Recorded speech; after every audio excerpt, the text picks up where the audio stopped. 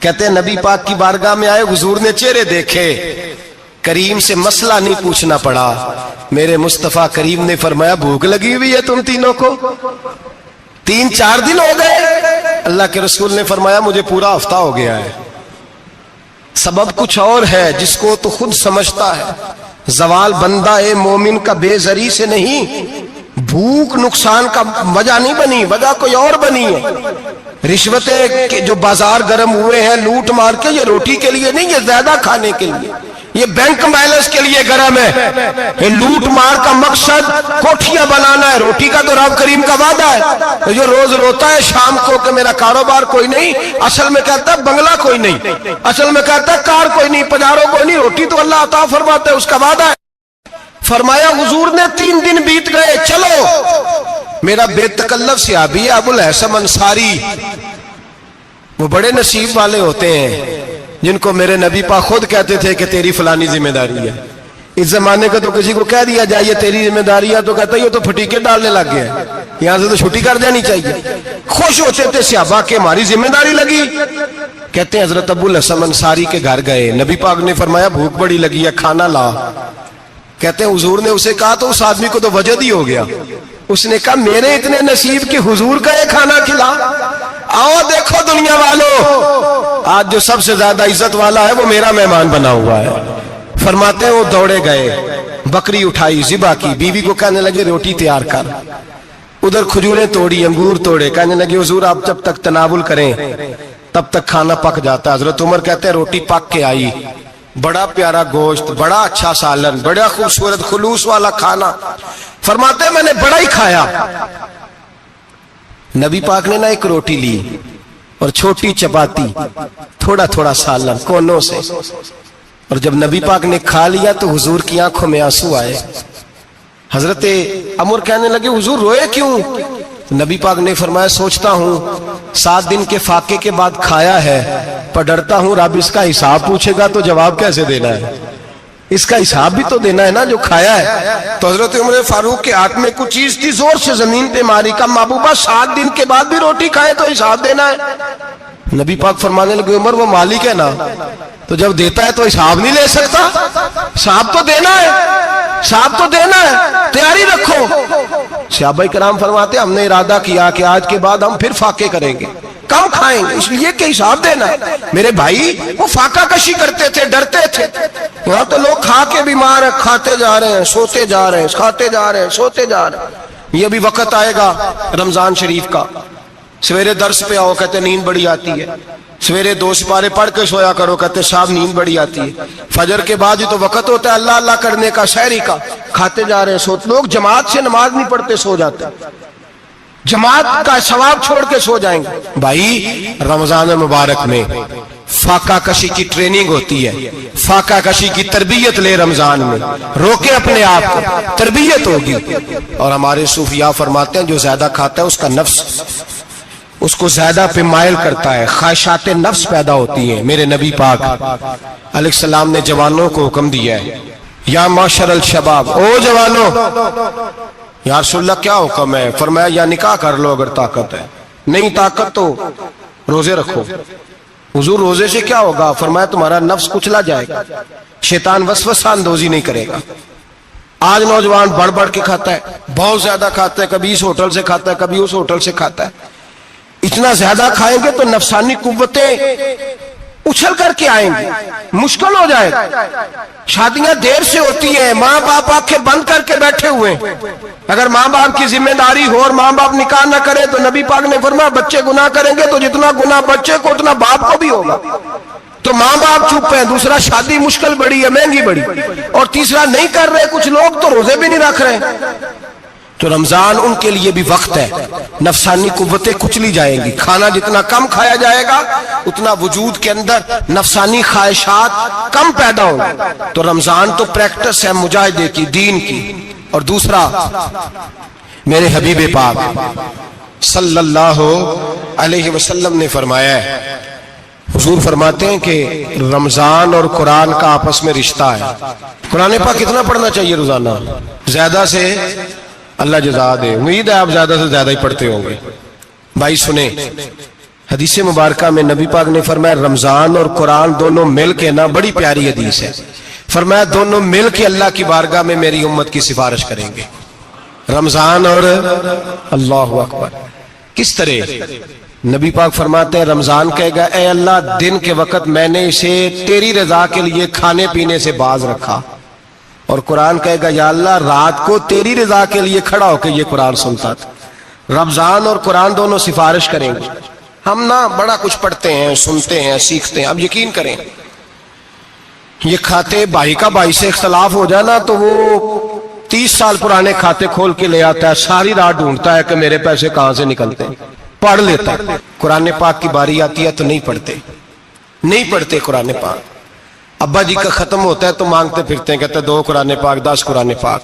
یہ باتیں بتانی نہیں چاہیے، کرنی نہیں چاہیے، لیکن چونکہ تربیت کے لیے بیٹھا ہوں تو کر دیتا ہوں۔ میرے شاگردوں سے پوچھیں، یہاں مدرسہ ہے الحمدللہ، درجنوں طلباء ہیں، اساتذہ ہیں، میرے پیر بھائی ہیں، اور میرا یہ دعویٰ ہے کہ شاید کوئی کسی سے اتنا پیار کرتا ہو جتنے میرے شاگرد اور مرید مجھ سے کرتے ہیں، لیکن میں نے کبھی کسی سے نہیں کہا کہ ذرا سورت فاتحہ پڑھ کے دینا، میں نے اپنے ابا جی کو ثواب دینا ہے۔ پوچھ لیں کسی سے، کسی سے نہیں کبھی کہا، کبھی نہیں میں نے کہا کہ ذرا مجھے تھوڑا سا قرآن پڑھ دیں۔ میں اس کو ناجائز نہیں کہتا، پڑھوانا چاہیے، لیکن میں اپنے والدین کے لیے کبھی سوال نہیں کرتا کہ مجھے ذرا پڑھ کے دو، میں نے بخشنا ہے، اس لیے کہ میں نے ذاتی طور پہ روٹین بنائی ہے۔ میں سمجھتا ہوں کہ کائنات کے اندر میرے اوپر جن لوگوں نے احسان کیے ان میں سب سے زیادہ حصہ میرے ماں باپ کا ہے۔ میں سمجھتا ہوں اس بات، کتنا نالائق ہوں میں کہ میں 1 مہینے میں ایک قرآن پاک بھی پڑھ کے ان کی روح کو احسال نہیں کر سکتا۔ میرا یہ طریقہ ہے ذاتی، میں قدغن نہیں لگاتا، میرا ذاتی طریقہ یہ الحمد سے شروع کرو اور 2 سورتیں چھوڑ کے قرآن پاک ختم کر دو آخری، اور پھر فلق اور ناس صورتیں ساتھ لے جاؤ۔ یہاں بیٹھ کے سالے ثواب نہیں کرنا، ختم نہیں دلانا، ساتھ لے جاؤ، قبر پہ کھڑے ہو جاؤ اور فلق اور ناس صورتیں قبر پہ بیٹھ کے تلاوت کرو، اور جو قرآن مجید پڑھا ہے ان کی روح کو وہاں احسال کرو۔ او بھائی، اولاد جب ماں باپ کے لیے پڑھتی ہے تو اسے کہنا نہیں پڑتا اللہ بخش دے، اس لیے کہ اولاد کی نیکیاں خود بخود ماں باپ کے کھاتے میں جمع ہوتی ہیں، خود نیکیاں جمع ہوتی ہیں۔ میرے بھائی تو بچوں سے یہ تو مطالبہ کرتا ہے کہ بیٹا اس سال رمضان المبارک میں میرے لیے ستو ضرور بنانا، فلانی چٹنی ضرور تیار کرنا، یہ کیوں نہیں کہتا بیوی سے کہ ڈشیں کم بنانا، تو بھی بیٹھ کے قرآن پاک پڑھ، میں بھی قرآن پاک پڑھتا ہوں، ادھر آؤ بیٹا یہاں بیٹھ کے تلاوت کرو، میں بھی کرتا ہوں، بیٹی ادھر آؤ بیٹھ کے قرآن پاک پڑھو۔ کتنا وقت لگتا ہے؟ حافظ اور قاری اور علماء اگر پڑھے تو 20-25 منٹ لگتے ہیں قرآن پاک کا سپارہ پڑھنے، اور اٹک اٹک کے پڑھنے والا بھی پڑھے تو 1 گھنٹہ لگ جائے گا۔ اور میرے نبی پاک صلی اللہ علیہ وسلم نے فرمایا جو قرآن پڑھتے ہوئے اٹکتا ہے اللہ اسے ڈبل ثواب عطا فرماتا ہے۔ فرمایا جو زبانی پڑھے سنگل ثواب، جو دیکھ کے پڑھے اسے ڈبل ثواب۔ حضور کیوں؟ فرمایا اس لیے کہ میرا قرآن دیکھنے پہ بھی اللہ ثواب عطا فرماتا ہے، قرآن دیکھنے پہ بھی اللہ ثواب دیتا ہے، دیکھنے کا بھی ثواب۔ رمضان شریف میں قرآن پاک پڑھے، کھول کے پڑھے، اور میرے بھائی اگر تیرا بچہ پڑھے، اگر تیری بیٹی پڑھے، کائنات کا خوش نصیب باپ وہ ہے کہ بیٹا قرآن پڑھے، چاہے ناظرہ ہی پڑھے، جس کی بیٹی پڑھے۔ زندگی میں انہیں اس کام پہ لگا جاؤ، مرنے کے بعد بھی پڑھیں گے۔ امام جلال الدین سیوطی شافعی رحمت اللہ علیہ فرماتے حضرت عیسیٰ قبر کے پاس سے گزرے، قبر پہ عذاب ہو رہا تھا، اللہ کا غضب برس رہا تھا، جناب عیسیٰ استغفار پڑھتے ڈرتے گزر گئے۔ تھوڑی دیر کے بعد، چند گھنٹوں کے بعد گزرے تو اسی قبر پہ پھول کھلے ہوئے تھے، رحمت برس رہی تھی۔ حضرت عیسیٰ علیہ السلام عرض کرنے لگے مولا تو بے نیاز ہے، میری طاقت نہیں تیرے کاموں میں بولنے کی، پر ابھی تو یہاں عذاب ہو رہا تھا، ابھی رحمت برس رہی ہے۔ جناب عیسیٰ کہتے ہیں آواز خدا بندی آئی، عیسیٰ بندہ بڑا گناہگار تھا، پاپی تھا، مجرم تھا، خطا کار تھا، لیکن جب اس کا انتقال ہوا، اس کی بیوی حاملہ تھی، اس کے پیٹ میں بچہ تھا، بچہ اس کے انتقال کے بعد پیدا ہوا، آج وہ 4-4.5 سال کا ہوا ہے، مکتب میں گیا ہے، مدرسہ میں گیا ہے، استاد نے بسم اللہ شریف پڑھائی ہے، فرمایا اس نے توتلی زبان سے کہا ہے بسم اللہ الرحمن الرحیم، کہ عیسیٰ مجھے بتلا اس زمین پر وہ معصوم جسے ابھی رحمان اور رحیم کہنا نہیں آتا، وہ توتلی زبان سے مجھے رحمان اور رحیم کہے، اور میں اسی زمین پہ اس کے باپ کو عذاب دوں؟ فرمایا اس نے ایک بار رحمان اور رحیم کہا ہے، میں نے اس کی باپ کی قبر کو نور سے معمور فرما دیا ہے، نور سے بھر دی ہے قبر، برکت سے بھر دی ہے۔ اللہ کرے میرے بیٹے بھی قرآن پڑھے، اللہ کرے میری بیٹیاں بھی قرآن پڑھے، اللہ کرے ہم سب کی اولادیں قرآن پاک پڑھے۔ لیکن نا امام اعظم ابو حنیفہ رمضان میں 61 قرآن پاک پڑھتے تھے۔ کتنے؟ 60 ٹیک اللہ اکبر۔ ایک قرآن پاک دن میں پڑھتے پورا، ایک رات کو پڑھتے، ایک تراویح میں پڑھتے۔ 61 قرآن پاک امام صاحب پڑھتے۔ آپ فرماتے میں نے چھوڑ دیے سارے وظیفے، میں صرف رسول اللہ کا قرآن پڑھتا ہوں۔ رمضان سارا قرآن پاک، سارا رمضان۔ اب تو عادت ہی نہیں رہی ہمیں قرآن پاک کی۔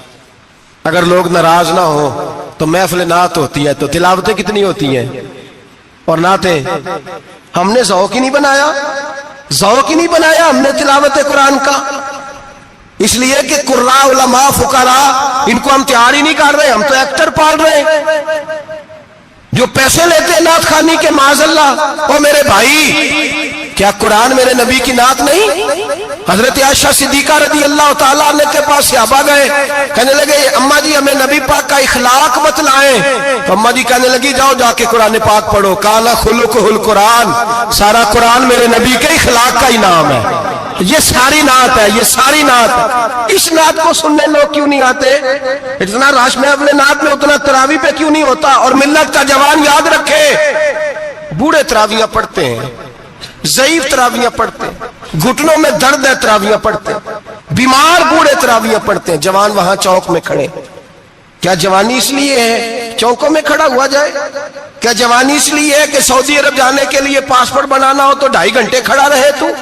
شناختی کارڈ کے دفتر تو کھڑا رہے، پروٹیکٹر کے لیے کھڑا رہے، کافروں کے سامنے کاسا لیسی کرنے کے لیے تو کھڑا رہے، تو نوکری پہ جائے تو ساری رات کھڑا رہے، اور تو قرآن کے لیے کھڑا نہیں ہوتا؟ میرے محبوب نے فرمایا من قام ایمانا واحتسابا غفر له ما تقدم من ذنبه، فرمایا جو رمضان المبارک میں اللہ کی رضا کے لیے گناہوں کی معافی کے ارادے سے قیام کرے گا، راتوں کو عبادت کرے گا، اللہ اس کے پچھلے سارے گناہ معاف فرما دے گا۔ نوجوان ارادہ کریں، پروگرام بنائیں کہ انشاءاللہ قرآن پڑھنا بھی ہے، قرآن پڑھوانا بھی ہے، سننا بھی ہے، اور انشاءاللہ بولیے سننا بھی ہے اور پڑھنا بھی ہے اور پڑھانا بھی۔ ہمت کریں، دلیری کریں، آکے کھڑے تو ہو، اللہ توفیق عطا کرے گا۔ پہلی بات یہ کہ روزہ رکھیں، دوسری بات یہ کہ قرآن پاک کی تلاوت کریں، اور روزہ رکھیں تو روزے کے سارے حسن سمیت اسے رکھیں۔ نبی پاک نے فرمایا رمضان غمخاری کا مہینہ ہے، غمخاری کریں۔ ہمارے زمانے میں 2 قسم کی تکلیفیں ہیں، ایک تو غریب آدمی، اس کا حال یہ ہے کہ وہ مانگتے ہی گزارا کرنا چاہتا ہے، اس نے ہاتھ یوں کر لیا ہے تو اب اس کا یوں ہونے کو تیار نہیں۔ ضرورت اگر کسی آدمی کو کسی دروازے پہ لے جاتی ہے تو برا نہیں، لیکن سوال کا اپنے اوپر دروازہ کھول لینا یہ ٹھیک نہیں۔ فاقہ کشی پیدا کریں، حوصلہ پیدا کریں، تھوڑے پہ گزارا کرنا سیکھیں۔ غریبوں کو بھی اجازت نہیں کہ وہ نکل کھڑے ہوں میدان میں مانگنے کے لیے، ٹولنیاں نکلتی ہیں رمضان میں، جتھے نکلتے ہیں خیرات کٹھی کرنے والے، بچیں۔ میرے نبی پاک صلی اللہ علیہ وسلم نے فرمایا جس نے بغیر ضرورت کے سوال کیا، جب قیامت کے دن آئے گا تو اس کے چہرے کے اوپر گوشت نہیں ہوگا، صرف ڈھانچہ ہی ہوگا۔ اتنی بھیانک صورت میں آئے، بغیر اشد ضرورت کے سوال نہ کر، کبھی سوال نہ کر۔ اور امیروں سے گزارش ہے کہ رمضان ہمدردی کا مہینہ ہے، ہمدردی کریں تو سامنے والے کی عزت کا بھی خیال کریں۔ یہ بات درست ہے کہ غریب سیاڑا نہیں ہوتا، اس لیے کہ جس کی جیب میں پیسے نہیں ہوتے بھائی اسے عقل بھی نہیں ہوتی، جس کے گھر کار نہیں ہوتی اسے چلانے کا طریقہ، جس کے گھر اوون نہیں ہوتا اسے چلانے کا طریقہ بھی نہیں آتا، جس کے گھر میں چیزیں ہوتی ہیں اسے چلانا بھی آ جاتا ہے، جدے گھر دانے اودے کملے بھی اس کے سیانے ہو جاتے ہیں۔ تو چودھری صاحب، سیٹھ صاحب، نواب صاحب آٹا تقسیم کرتے ہیں، کھڑے ہو کے فوٹو کھچاتے ہیں، فیس بک پہ دیتے ہیں، اور ایک آٹے کا تھیلا اور 10 اخباروں میں فوٹو۔ اللہ سے ڈریں، رمضان ہمدردی کا مہینہ، ہمدردی کا۔ غریب کو دیں تو اس کی عزت کو رسوا نہ کریں، میرے نبی پاک علیہ السلام کے صحابی حضرت عبداللہ ابن عمر رضی اللہ تعالیٰ عنہ ڈھونڈ کے لاتے تھے مسکینوں کو، ڈھونڈ کے، اور جب لاتے تھے تو اپنے دسترخوان پر بٹھا کر اپنے ساتھ افطاری کرایا کرتے تھے. اور پھر فرمایا اللہ تعالیٰ نے لن تنالوا البر حتی تنفقوا مما تحبون، اللہ کے راستے میں وہ چیز دینی ہے جو تمہیں زیادہ پیاری ہو. کون سی چیز جو تمہیں؟ میں تھوڑا سا بے باک ہوں، بعض دوستوں کے ساتھ، سب کے ساتھ نہیں.